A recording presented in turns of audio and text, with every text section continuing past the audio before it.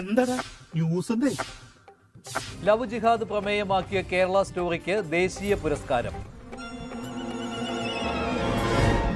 എന്തോന്ന്? ഒന്നല്ല 2 അവാർഡുകൾ.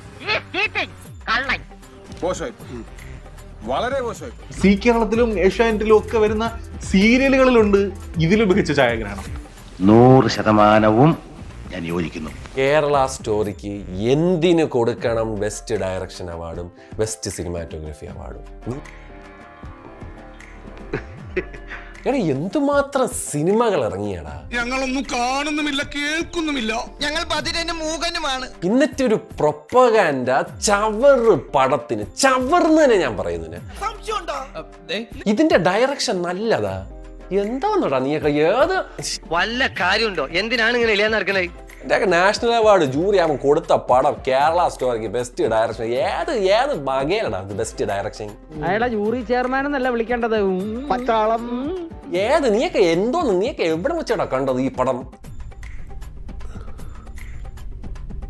അവർക്ക് ആടുജീവിതം പോരെന്ന്. ആടുജീവിതത്തിൽ അഭിനയമൊക്കെ ഭയങ്കരമായിട്ട് ആർട്ടിഫിഷ്യൽ ആയിട്ട് തോന്നിന്ന്.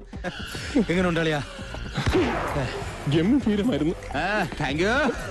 അമ്മമാര് കൊടുത്തേക്കണ പടം എന്റെ നാഷണൽ ചൂട് ചായ എടുത്തിട്ട് പാൻറിൽ കൊടുക്കട്ടെ സാറേ.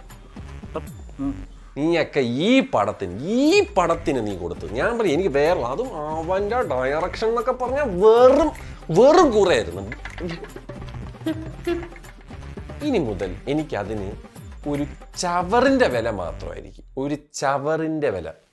പോത്തിനോട് വേദം ഓതിയിട്ട് കാര്യമില്ലെന്ന് പറയുന്നത് ഇപ്പൊ മനസ്സിലായി. കള്ളൻ, വഞ്ചകൻ.